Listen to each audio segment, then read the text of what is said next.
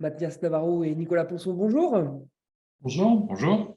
Vous êtes les cofondateurs de Rainman et vous venez de conclure une levée de fonds de plus de 30 millions d'euros auprès d'Omnes, Omnes qui est désormais actionnaire minoritaire de votre groupe. Première question, à quand remontent vos premiers échanges avec ce spécialiste du private equity et de l'infrastructure?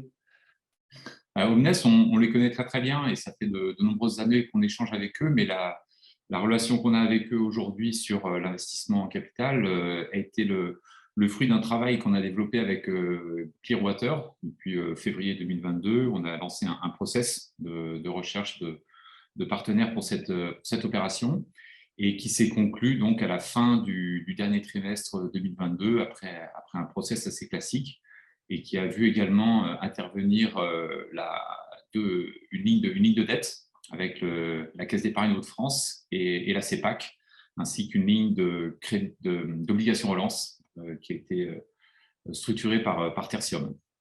Très bien. Cette levée de fonds répondait-elle à une obligation en termes de croissance pour Rainman?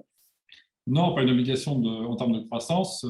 Comme vous le savez, Rainman est une bicorp, donc on travaille énormément sur l'ADN et sur le pourquoi de la société, et on n'est pas focalisé sur son développement en termes de croissance. D'ailleurs, on ne croit pas au modèle de croissance infinie, et on essaie surtout de mettre à l'échelle un modèle de boîte qu'on pense vertueux.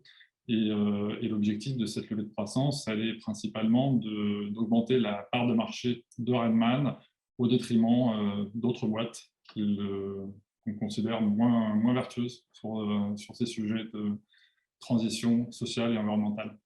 Justement, entrons dans le vif du sujet. Concrètement, cette prise de participation minoritaire change quoi pour Rainman?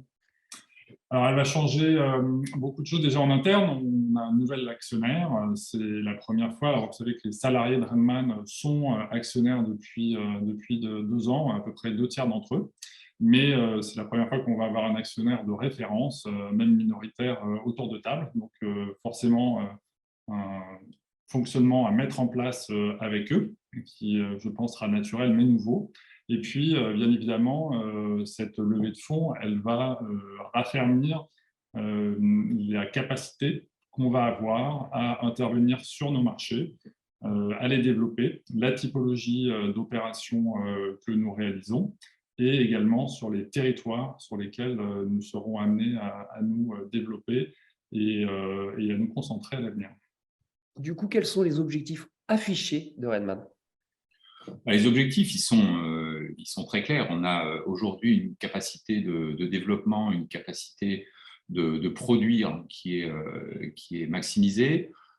On restera, et je le répète, toujours conforme à nos valeurs, à nos engagements, et on restera dans notre marché qui est celui de produire des actifs vertueux dans des conditions qui sont aussi satisfaisantes au regard des différentes crises que l'on va affronter et que l'on affronte déjà, hein, crise sociale, crise environnementale.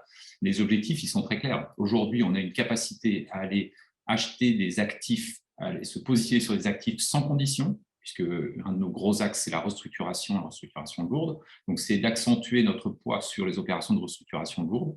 Avec les moyens que l'on a aujourd'hui, on va pouvoir, cette année, on va dépasser les 100 millions d'euros de chiffre d'affaires. Et l'objectif, c'est dans les 2 ans qui viennent, de doubler et d'être à plus de 200 millions d'euros de chiffre d'affaires, tout en continuant à accompagner également la branche hôtellerie et exploitation, et puis la foncière solidaire. Donc, c'est une prise de pouvoir, une prise de puissance sur les trois grandes activités du groupe.